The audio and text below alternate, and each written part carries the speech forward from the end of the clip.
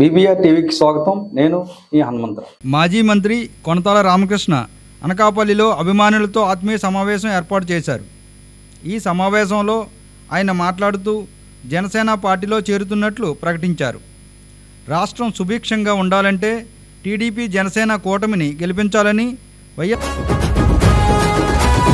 ఎత్తర జెండా జనసేన నీ సీమలో పాతర జెండా జనసేన, పట్టర జెండా జనసేన నీ చేతిలో తిప్పర జెండా జనసేన. దిక్కులన్నీ ఒక్కటయ్యి హక్కుల కయ్యరిచేలా పౌరులంతా కట్ట కలసి పోరాటం చేసేలా గుండెలు తూట దిగినా అదరకుండా బెదరకుండా ఎత్తర జెండా జనసేన నీ సీమలో పాతర జెండా జనసేన, పట్టర జెండా జనసేన నీ చేతిలో తిప్పర జెండా జనసేన.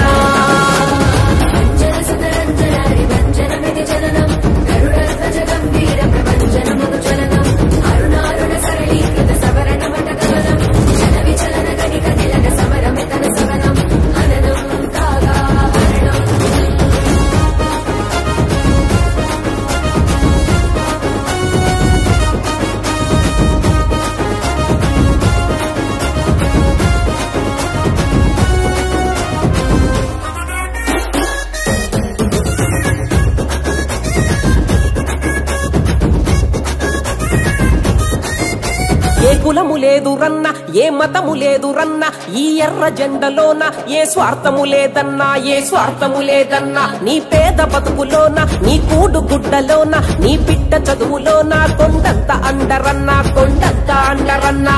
ఉత్తి మాటలన్నీ చెప్పే పత్తిత్తుల పార్టీ కాదు, ఉత్తి మాటలన్నీ చెప్పే పత్తిత్తుల పార్టీ కాదు. జనం గుండె చప్పుడు విని గర్జించే పార్టీ ఇది.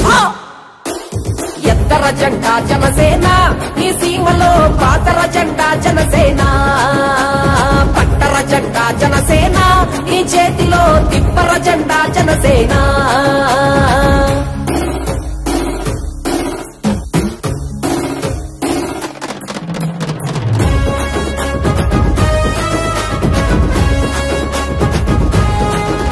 బంగారు మేడలోన రారాజు లెక్క బతికి ఆ రాజబాట వదిలి ఈ రోడ్డు బాట పట్టిండు, రోడ్డు బాట పట్టిండు. పంచపక్ష పరమాన్నం తినగలిగే స్థాయి ఉన్న చెట్టు కింద మన కోసం గంజి నీళ్లు తాగిండు, గంజి నీళ్లు తాగిండు. కాలరు ఎగరేసి నేను ఫ్యాన్ అంటే సరిపోదు, కాలరు ఎగరేసి నేను ఫ్యాన్ అంటే సరిపోదు. ఓట్లు కొద్ది పవనన్నని సీఎంని చేయాలా.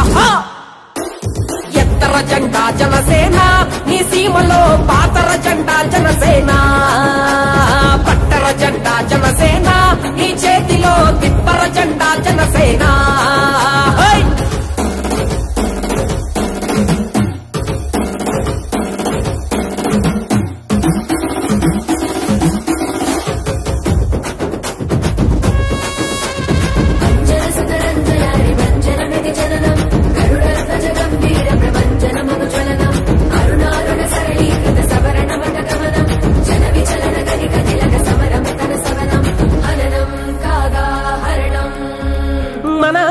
వాడు అవకాశం ఇచ్చి చూడు, ఓ నిచ్చనేసి నిన్ను ఆకాశంలో పెడతాడు, ఆకాశంలో పెడతాడు. దేవుడి లాంటోడు మన గోడులు విన్నాడు, మన కోసం తన ప్రాణాన్నే దానంగా ఇస్తాడు, దానంగా ఇస్తాడు.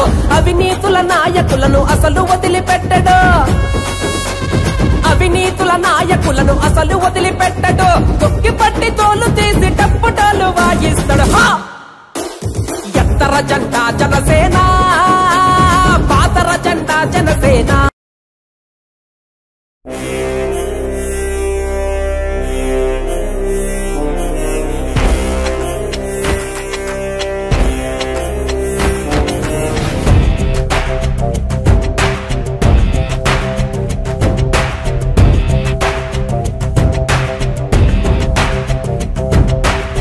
ప్రార్థించే పెదవుల కన్నా సేవించే చేతులు మిన్న, ఆ మాటను నిండుగా నమ్మే ఉద్యమమే మన జనసేన. సేన సేన సేన జనసేన, సేన సేన సేన సేన సేన జనసేన, సేన సేన. పాలించే పదవుల కన్నా సామాన్యుడి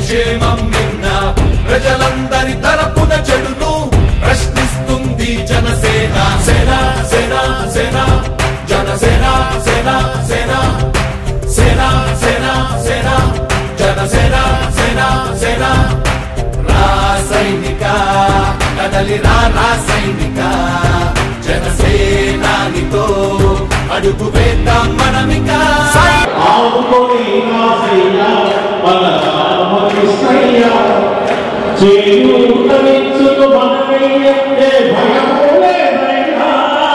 ఆయన ఉండగా మనకి నల్ల నుంచి ఆపద వస్తుందనే భయం కూడా అక్కర్లేదు. చేను ధరించును మనకయ్యే భయములే ఆదుకొని రాజయ్య మన రామకృష్ణయ్య.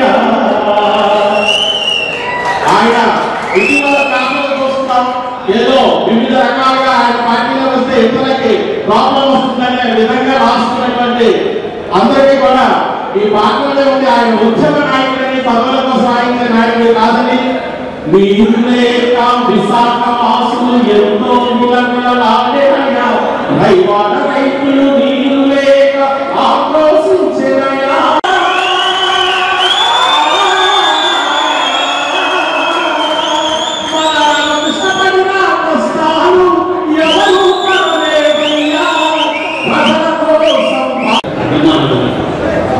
వివిధ రాజకీయ పార్టీలో ఉన్నటువంటి అనేక మంది పౌర సంఘాలు కానీ ప్రజా సంఘాలు కానీ అనేక రాజకీయ పార్టీలో ఉన్నటువంటి వాళ్ళు కానీ అభిమానించి తక్కువ సమయంలో ఎంత అపూర్వమైనటువంటి కార్యక్రమానికి వివిధ ప్రాంతాల నుంచి వచ్చినటువంటి అనేక మంది సోదరి సోదరీమణులందరికీ కూడా హృదయపూర్వకమైనటువంటి నమస్కారం.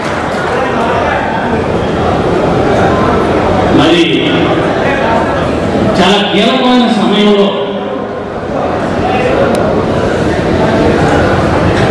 పెద్దలు రామకృష్ణ గారు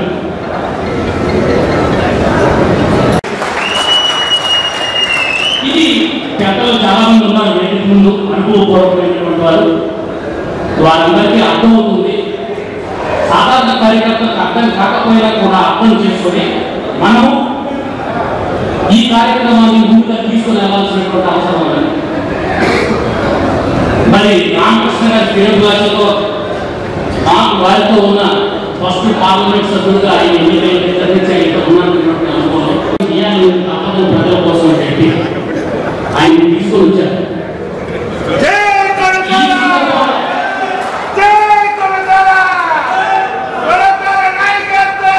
ఈ సందర్భంలో మనం రామకృష్ణ గారి గురించి ఖచ్చితంగా అతన్ని గౌరవించాలి, అతన్ని వేదికని కూర్చోబెట్టాలి, ఆ ప్రతిభాల భవిష్యత్ తరాన్ని ఈ వేదిక ముందు కూర్చున్నటువంటి ఎంతమంది వ్యక్తుల మనస్సులో ఉన్నటువంటి అద్భుతమైనటువంటి ఆ ఆలోచనని భవిష్యత్ తరాలు ఆయన అడగట్ల నాకు తెలిసినంత వరకు కార్మిక నాయకులు గాంధీ గారు, అలాగే మన బీసెట్టి బాబ్జీ గారు, మీరు అందరూ చూస్తుంటారు ప్రతిరోజు కూడా డిబేట్స్ వాటిలో కూడా లోక్సత్తా నాయకులు, లోక్సత్తా పార్టీ నుంచి ఆయన ఉన్న పార్టీలో ఉన్న రామకృష్ణ గారిని అభిమానించడానికి వచ్చారు.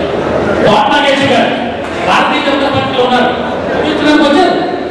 ఎందుకంటే ఆయనతో ఉన్న సన్నిహిత సంబంధాలు అలాంటివి. అనేక మంది నారా నాగేశ్వరరావు గారు మాజీ కార్పొరేటర్, అంగాపల్రావు గారు మాజీ కార్పొరేటర్, భార్యాభర్త, వీళ్ళందరూ కూడా పేరు అనేక మంది ఉన్నాయి. ఇంకా నేను చెప్పలేనటువంటి రోజు వేదిక ముందు ఉన్నటువంటి అనేక మంది గొప్పవాళ్ళు ఉన్నారు. కాలం గ్యాప్ వచ్చింది, ఒక అద్భుతమైనటువంటి నిర్ణయం తీసుకోవాల్సినటువంటి అవసరం ఉంది. మనం ఈ నిర్ణయం మనం భవిష్యత్ తరాలకి ఇచ్చేటప్పుడు అనకాపల్లి జిల్లా నుంచి మనం ఇచ్చామన్నటువంటి వ్యక్తి, సామాన్య జనాల కోసం సేవ చేయడానికి వచ్చినటువంటి వ్యక్తి, ఈ నెల ఆయన ఎప్పుడైనా రాజకీయాల్లో పదవిలో ఉన్నప్పుడు కానీ పదవిలో లేనప్పుడు కానీ సుఖం పొందారా? ఒకసారి ఆలోచించండి. నేను అదే బాధపడ్డాను. రాజకీయాల్లో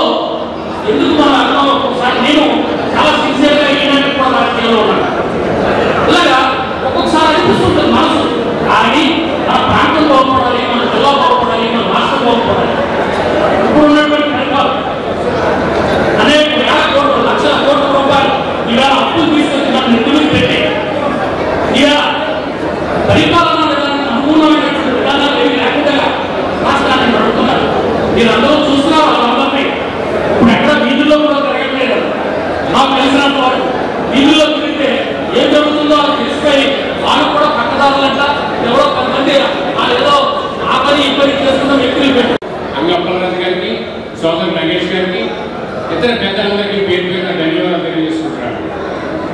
నాకు ఈ సభను చూసిన తర్వాత 2 అంశాలు గుర్తుకొస్తున్నాయి. స్వామి వివేకానంద ఒక మాట చెప్తాడు, ఉక్కు పిడికలు ఉక్కు నరాలు కలిగినటువంటి యువతను నాకు అందించండి, ఈ దేశ చరిత్రను మార్చేస్తానని చెప్పి స్వామి వివేకానంద చెప్తే ఆ చరిత్ర మార్చడానికి సిద్ధంగా ఉన్నారు. మీరంతా రామకృష్ణ గారు వెనక్కి వచ్చారు, అందుకే నాకు చాలా ఆనందంగా ఉంది. రెండోది, ఈ దేశ చరిత్రలో ఒక గొప్ప ఘట్టం జరగబోతోంది. రేపు శ్రీరాముడు అయోధ్యలో అడుగు పెడుతుంటే మన రామకృష్ణుడు రాజకీయాల్లో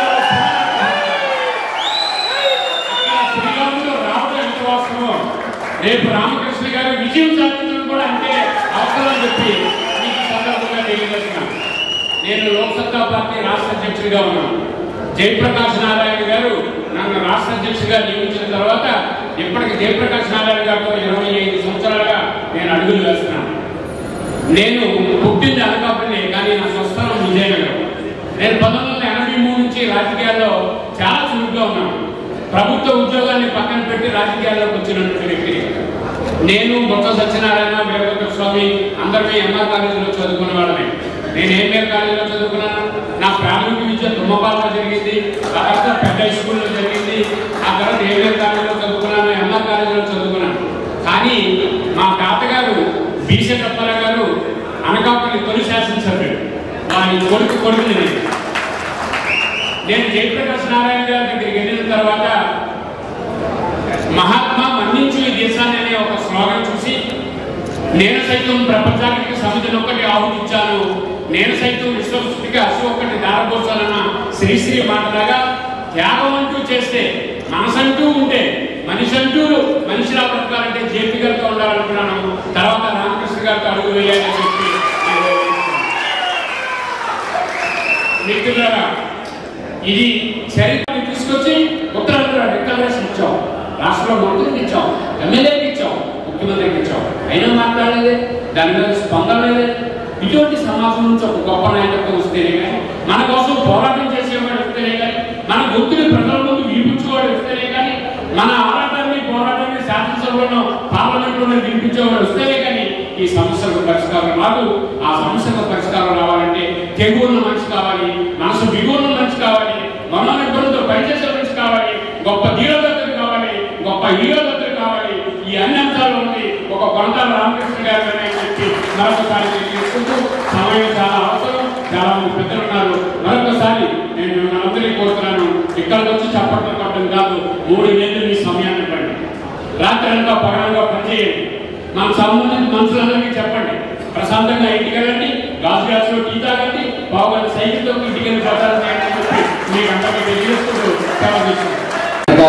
విశాఖ జిల్లా అరకు జిల్లా పాత విశాఖ జిల్లా కొడతాల రామకృష్ణ అభిమానులకు అందరికీ కూడా సరస్సు వచ్చి అందరికీ కూడా చేతున్న ఈ సందర్భంలో ఏదైతే ఎవరు ఏ పార్టీలో ఉన్నా సరే ఈవేళ ఆయన ఆత్మీయ సమావేశానికి ఒక పేపర్ ప్రకటిస్తే ఇచ్చేసినందుకు అందరికీ కూడా ధన్యవాదాలు తెలుపుతూ, ముఖ్యంగా ఈ కార్యక్రమం కొడతాల రామకృష్ణ గారు నేను తీసుకున్న నిర్ణయానికి కట్టుబడి ఉంటామని చెప్పేసి మీ అందరూ కూడా మాటిస్తాం, అండగా ఉంటామని సందర్భంగా రామకృష్ణ తెలియజేస్తున్నాం. అంటే నా గురించి ప్రత్యేకంగా చెప్పవద్దు, నాకు రాజకీయ భవిష్యత్తు నేను అప్పటికి ఆయన కంటే సీనియర్ అయినా సరే నాకు ఒక భవిష్యత్తును కల్పించిన వ్యక్తి కొడతాల రామకృష్ణ గారు. కొడతాల రామకృష్ణ గారి గురించి చెప్పాలంటే కొడతాల సుబ్రహ్మణ్యం గారి గురించి చెప్పాలి. ఇందాక చెప్పారు గాంధీ గారు, కొడతాల సుబ్రహ్మణ్యం గారి ఇంటికి ఏ ముఖ్యమంత్రి అయినా సరే ఈ రాష్ట్రం పదవి చేపట్టిన తర్వాత అనకాపల్లిలో ఆయన ఇంటికి కాఫీ తాగడానికి వచ్చేవారు అన్నమాట. అది ఆయన ఘనత. కాఫీ తాగడానికి ఎందుకు వచ్చేవారంటే కాఫీతో పాటు 1 లక్ష రూపాయలు ఆ పార్టీకి విరాళం ఇచ్చేవారు. ఆ రోజుల్లో ఆ స్థాయిలో కొడతాల రామకృష్ణ అంటే కొడతాల సుబ్రహ్మణ్యం గారిని ఆంధ్ర బిర్లా అనేవారు అనే సందర్భంలో నేను అందరికీ కూడా తెలియజేస్తున్నాను. ఈవేళ ప్రతి ఒక్కరు డబ్బులు సంపాదించేస్తాడు, కానీ ఆ వేళ ఆంధ్ర బిర్లా అని మా చిన్నప్పుడు వారు మాకు కావాలి ఏంటంటే మేము జాగ్రత్త వ్యాపారం చేసేవాళ్ళు.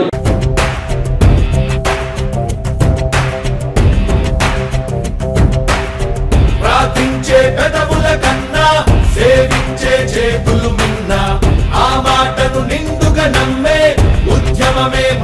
జనసేన సేన సేన సేన జనసేన సేన సేన సేన సేన సేన జనసేన సేన సేన పాలించే పదవుల కన్నా సామాన్యుడి క్షేమం నిన్న ప్రజలందరి తరపున చెడును ప్రశ్నిస్తుంది జనసేన సేన సేన సేన జనసేన సేన సేన సేన సేన సేన జనసేన సేన సేన రాసైనిక కదలి రాసైనిక జనసేనానితో అడుగు పార్టీ సమావేశాన్ని అందరికీ కూడా నమస్కారం.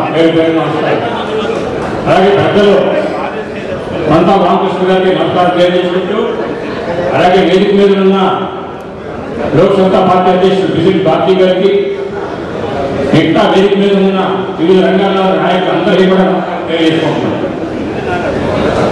ఈరోజు చాలా సంతోషంగా ఉంది. గత కొన్ని సంవత్సరాలుగా ఉత్తరాంధ్ర ప్రజానీకం, ఉత్తరాంధ్ర కార్మికులలో నిస్సాకారంగా ఎవరు మనకి సహాయం చేస్తారు, ఎవరు ఈ ప్రాంతం కోసం నిలబడతారు, ఎవరి దగ్గరికి వెళ్ళగలం, ఎవరు పనిచేస్తారు అంటే ఒక పార్టీ లేకుండా ఒక ఉత్తరాంధ్ర చర్చా వేదిక ద్వారా మనం సాధించుకోగలిగాం. ఉంటే కాదు, ఆనాడు రాజశేఖర రెడ్డి గారి హయాంలో తలపెట్టినటువంటి ఉత్తరాంధ్ర సుజీల సభని ఆ కార్యక్రమం జరగటం లేదని మనం పోరాట కార్యక్రమాలు తీసుకున్న అప్పుడు అధికారంలో ఉన్నటువంటి తెలుగుదేశం పార్టీ ప్రభుత్వం చంద్రబాబు నాయుడు గారు ముఖ్యమంత్రి ఉన్నారు. వారిని కలిసి ఇచ్చినప్పుడు ఈ ప్రాజెక్ట్ ప్రాధాన్యతను గుర్తించి వెంటనే 2,000 కోట్ల రూపాయలు మంజూరు చేసి ఆ ప్రాజెక్ట్ మొదలుపెట్టే కార్యక్రమం. పదవుల కంటే అధికారుల కంటే ప్రజా జీవితంలో ప్రజలకి మేలు చేసి శాశ్వత ఉపకారం చేసేటువంటి కార్యక్రమాలు మనకు అటువంటి కార్యక్రమాలు చేయాలనేటువంటి తపనతో ఈ కార్యక్రమాలు చేసాం. ఎంత తెలుసు, రాష్ట్రంలో ఉన్నటువంటి పరిస్థితి ఇది పోలీసు రాజ్యమా లేదంటే ప్రజాస్వామ్య రాజ్యమా? నేను ఈ వేదిక ద్వారా పోలీసు అధికారులు కానీ, మనం అధికారం చేస్తున్న ఐఏఎస్ ఆఫీసర్లు కానీ, అంటే వాళ్ళంతా కూడా ఈ రాష్ట్రాన్ని నడిపించేటువంటి అతి కీలకమైనటువంటి బాధ్యతలో ఉన్నటువంటి వ్యక్తులు వాళ్ళు. రాష్ట్ర పరిపాలన ముందుకు తీసుకెళ్లాలనుకోవడం, పాలసీ విధానాలు ప్రభుత్వం తీసుకున్నా ఆ విధానాలు అమలు చేసి ప్రజల్లోకి తీసుకెళ్లేది కార్యక్రమాలు. అటువంటి నైతికత కలిగినటువంటి మన పోలీస్ యంత్రాంగం కానీ ఐఏఎస్ ఆఫీసర్ యంత్రాంగం ఉంది. కానీ దురదృష్టవశాత్తు ఇప్పుడు చూస్తూ ఉంటే ఆ యంత్రాంగమే ఇప్పుడు పనిచేస్తుంది అనేటువంటి అనుమానం కలుగుతూ ఉంది. దయచేసి మనం ఎవరు కోరేది, ఈరోజు అధికారంలో వచ్చేటువంటి పార్టీలు తాత్కాలికంగా ఉంటాయి, కానీ ఈ వ్యవస్థను కూలిపోయే విధంగా, వ్యవస్థ సిద్ధాంతం అయ్యే విధంగా పరిపాలన ఎవరైనా ఇవ్వాలనుకుంటే మటుకు వాటికి మీరు అడ్డుకట్ట వేయాలి. దయచేసి మానవతా దృక్పథంతో ఈ రాష్ట్ర అభివృద్ధిని దృష్టిలో పెట్టుకొని అధికార యంత్రాంగం మన బాధ్యత జరిగి, ఎందుకంటే రేపు ఏం చేసినా మేము బాగానే ఉంటాం. చాలా మంది అధికారులు కోర్టుల చుట్టూ తిరుగుతున్నటువంటి పరిస్థితి చూసాం, కోర్టుకు వెళ్ళినటువంటి పరిస్థితి చూసాం, కొంతమంది జైలు పోవాలనేటువంటి శిక్షలు కూడా విధించినటువంటి పరిస్థితి చూసాం. మీ మీద ప్రజలు నమ్మకం పెట్టుకున్నారు. మీరు ఇటువంటి కార్యక్రమం చేస్తే చట్టాలకు వ్యతిరేకంగా, రాజ్యాంగానికి వ్యతిరేకంగా తీసుకునేటువంటి నిర్ణయాలు ఉంటే అదృష్టవశాత్తు మనకి న్యాయ వ్యవస్థ ఉంది కాబట్టి ఇంకా న్యాయ వ్యవస్థ రక్షణలో రాష్ట్రంలో ఊపిరి పీల్చుకోగలుగుతున్నాం. ఈరోజు రాష్ట్రం అయితే ఒక్క అవకాశం ఉందని చెప్పి స్వర్ణాంధ్ర లాంటి రాష్ట్రాన్ని ఈరోజు వట్టి ఆంధ్ర కింద తయారు చేసేటువంటి పరిస్థితి తీసుకొచ్చారు. అదేవిధంగా మీకు ఇక్కడ ఉన్నటువంటి ఒక్క ఛాన్స్ ఉందని చెప్పి ఎంతో సంపన్నమైనటువంటి రాష్ట్రాన్ని, రాష్ట్ర విభజనలో కూడా ఇంత ఆర్థిక పరిస్థితులు లేవు. అటువంటిది ఇప్పుడు దివాలా తీసుకెళ్తున్నటువంటి ఆర్థిక వ్యవస్థ ఉండడం అనేది మనం సిగ్గుపడాల్సినటువంటి విషయం. ఈ పరిస్థితులన్నీ కూడా మార్పు తీసుకురావాల్సినటువంటి అవసరం ఎంతగా ఉంది. ఈరోజు ముఖ్యంగా ఉత్తరాంధ్ర చాలా వెనుకబడినటువంటి ప్రాంతం. అటు రాయలసీమ ఉత్తరాంధ్ర సుమారు 300 కిలోమీటర్లు మనకి కోస్ట్ లైన్ ఉంది, సముద్ర తీరం ఉంది.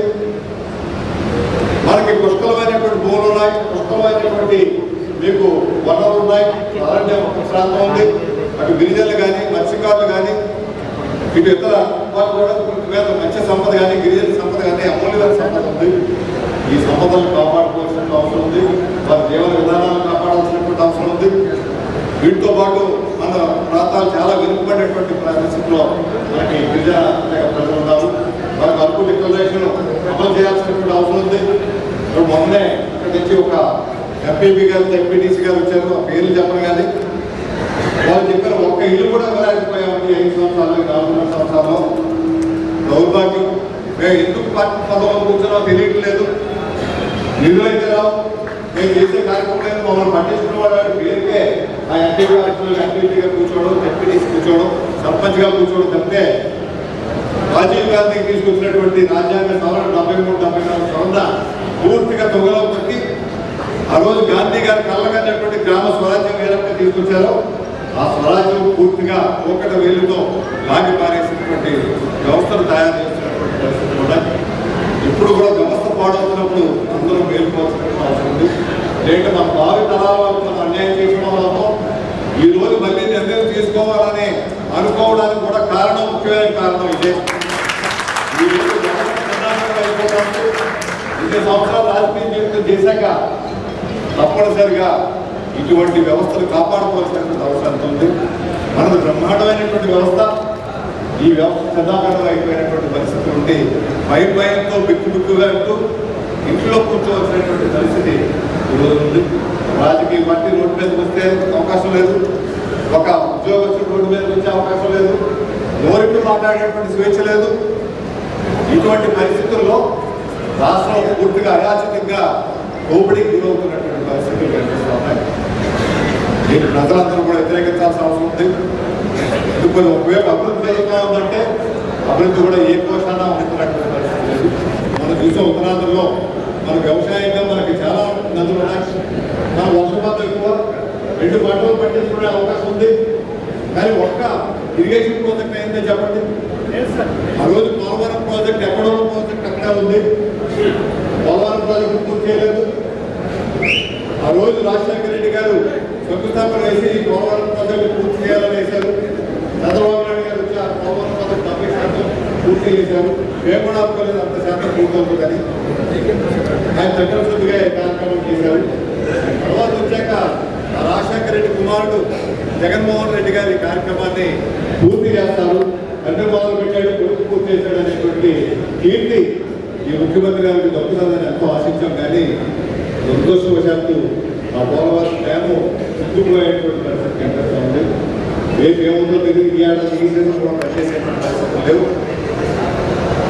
ఈరోజు ఇటువంటి కార్యక్రమాలు చేయకపోతే ప్రజలు ఆశించేది సంక్షేమ కార్యక్రమాలతో పాటు ప్రజల అభివృద్ధి కార్యక్రమాలు కూడా ఇవ్వాల్సినటువంటి ఉంది.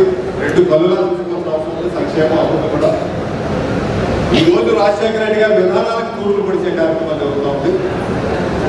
ఆ రోజు పార్టీ వ్యవస్థాపకంలో మేము కూడా ఉన్నాం. ఏ సిద్ధాంతాలను మొదలు పెట్టాలో తెలుసు, అతుకులు ధైర్యంగా చెప్పగలుగుతా ఉన్నాను. ఆ సిద్ధాంతాల పార్టీలు ఎక్కడ కనిపించట్లేదు, అధికారులు ఎక్కడ కనిపించట్లేదు. ఇది మార్పు చేయాల్సినటువంటి అవసరం అంతా ఉంది. వ్యవసాయ రంగంగా కుదరలేకపోతా ఉన్నాం. అదేవిధంగా ఇరిగేషన్ ప్రాజెక్ట్ అంటే ఒక ఇరిగేషన్ ప్రాజెక్టు మన ఉత్తరాంధ్ర సుజల మొదలు పెట్టలేదు, మళ్ళీ క్యాన్సిల్ చేశారు. మళ్ళీ రీటెండర్ అని చెప్పి పెట్టారు. కొన్ని అధ్యయనం చేస్తారనుకుంటే ఆ కార్యక్రమం జరగలేదు, అక్కడ వంశధార అవ్వలేదు, నాగావళి అనుసంధానం పూర్తి కాలేదు. ఈ గోదావరి నుంచి ఈ నదులన్నీ కూడా అనుసంధానం చేసే కార్యక్రమాలు చేపడతారంటే ఈరోజు కేవలం రాష్ట్రంలో ఏ కార్యక్రమం కూడా జరగలేదు. ఒక పక్క చూస్తుంటే మొదలైపోయేటువంటి పరిస్థితి ఉంది. ఇక్కడ స్టీల్ ప్లాంట్ చూసాం, స్టీల్ ప్లాంట్ లో ఎంతో కీర్తికరమైనటువంటి భారతదేశానికే మంది తెచ్చేటువంటి విశాఖ ఉక్కు కర్మాగారం, విశాఖ ఉక్కు ఆంధ్ర ఉందని మనం పోరాటం చేసి సాధించుకున్నటువంటి విశ్వనాథ్ గారి పెద్దలు వారు పూర్తిగా నుంచి ముందుండి నడిపించి ఉద్యమాన్ని రాష్ట్ర వ్యాప్తంగా ఉద్యమం చేసి సాధించుకున్నాం. మనం రోజు మొన్ననే పవన్ కళ్యాణ్ గారి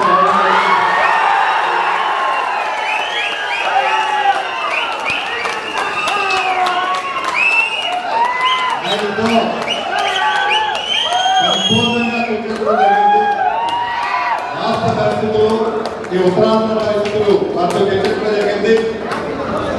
అదేవిధంగా మిగతా పార్టీలు కూడా నా ధన్యవాదాలు. వారు కూడా మనస్ఫూర్తిగా ఆహ్వానించారు.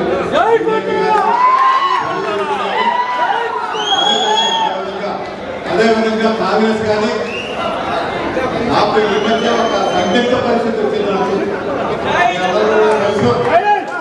రాజశేఖర రెడ్డి గారి కుటుంబంతో అందనటువంటి ఆత్మీయత మీకు తెలుసు. ఈ రోజు ఇటువంటి పరిస్థితుల్లో మన కుటుంబం నుంచి నా మీద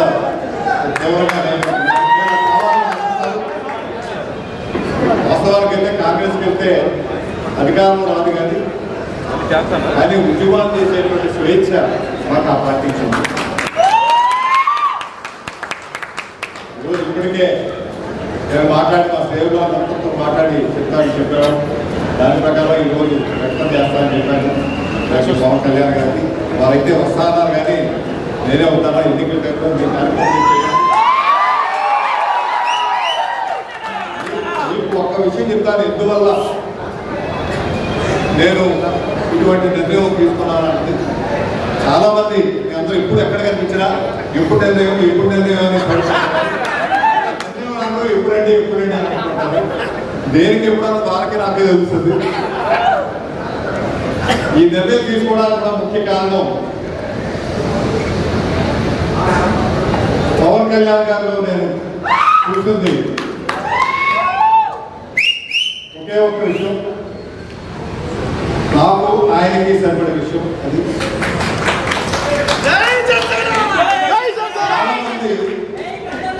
ఆయనలో ఏదో ఉందనేసి ఏదేదో పెట్టి వేరే రకంగా మాట్లాడతారు.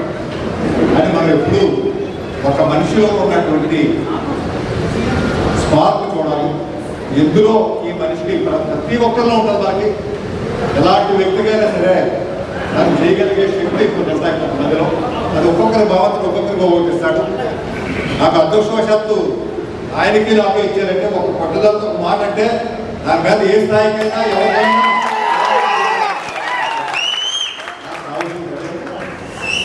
పోరాట పట్టుకతో వ్యక్తిగత ఎజెండా లేకుండా ఇప్పుడు ఉన్నటువంటి అధికారంలో ఉన్న వ్యక్తుల్లో కాకుండా దానికి వ్యక్తిగత ఎజెండా ఏం లేదని చెప్పారు.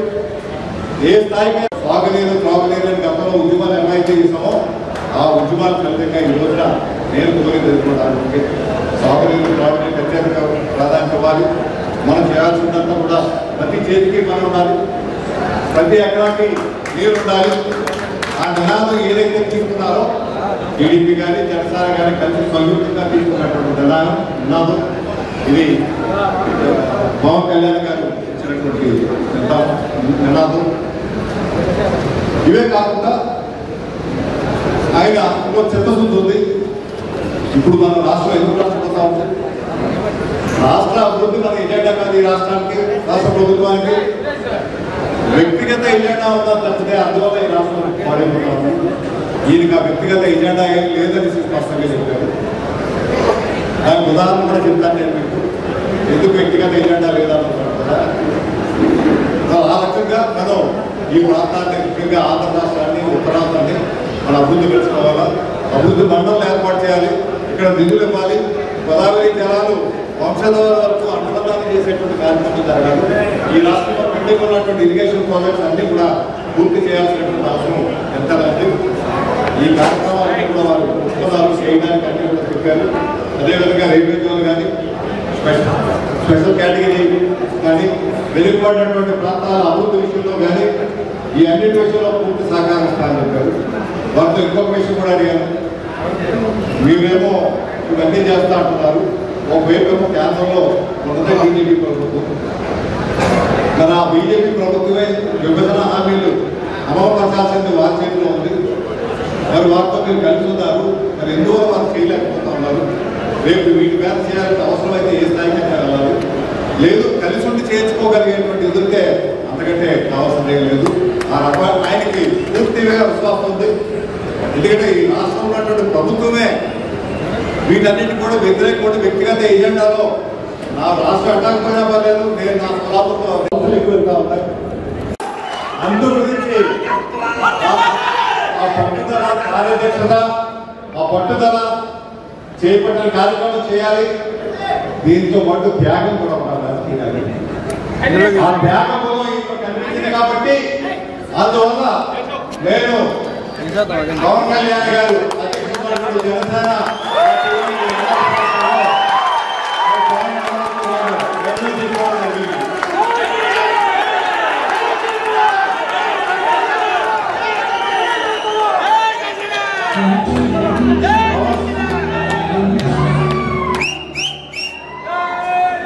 పవన్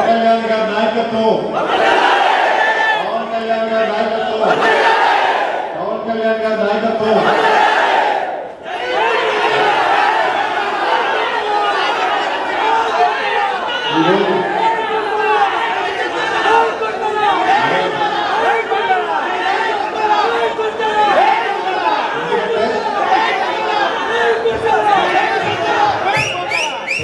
ప్రజా జీవితంలో ఆ పార్టీకి నమ్మకం ఉన్న వాళ్ళకి సాధారణంగా వాళ్ళ నాయకులు కుటుంబాలు రావాలని కోరుకోవడం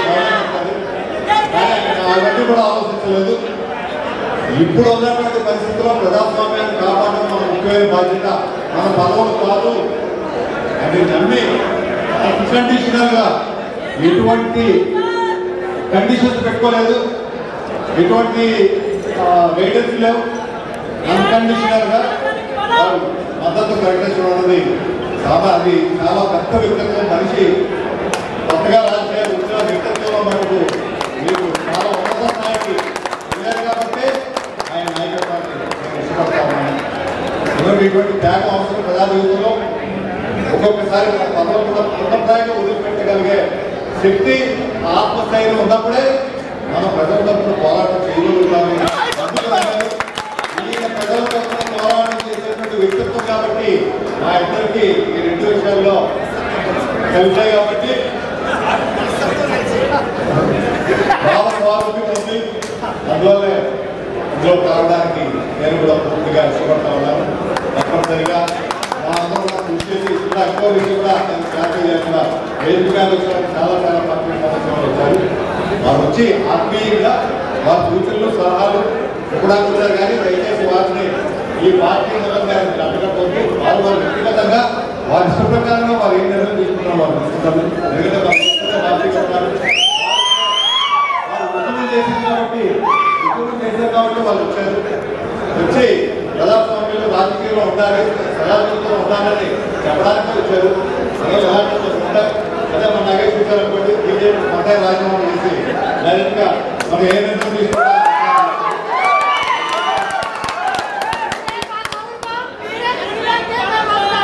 మన ముందున్నటువంటి పెద్ద సవాల్ ఏంటంటే రేపు చెప్పారు మన పవన్ కళ్యాణ్ గారు కూడా చెప్పారు, మేనిఫెస్టోలో గిరిజన ప్రాంతానికి సంబంధించినటువంటి అంశాలను కూడా మేనిఫెస్టో పెట్టాలి. అదేవిధంగా మత్స్యకారులు వారి సమస్యల్ని పెట్టాలి. వీటితో పాటు ఈ నదుల అనుసంధానం ఉత్తరాంధ్ర సుదీర్ఘవంతి విశాఖ స్టీల్ ప్లాంట్ ఎంత దౌర్భాగ్యం అంటే మా ముందున్నటువంటి ఎన్డీఏ ప్రభుత్వం నిర్ణయించింది. మేము ఎంపీగా గెలిచాం. పివి నరసింహారావు గారు ప్రధానంగా ఉన్నారు. వారి దగ్గరికి వెళ్ళి విశాఖపట్నం ఆంధ్రులపైన మనం సాధించినటువంటి కార్యక్రమం ఒక ఆంధ్రుడు ప్రధానమంత్రిగా ఉంటుండగా ఈ కర్మాగారం కోల్పోతే మనది చరిత్ర చెల్లించదండి అని ఎన్నోసార్లు ఒత్తిడి చేశాం. ఎందుకంటే కుటుంబంలో సభ్యుడిగా ఒక్కడిగా మీ అన్నగా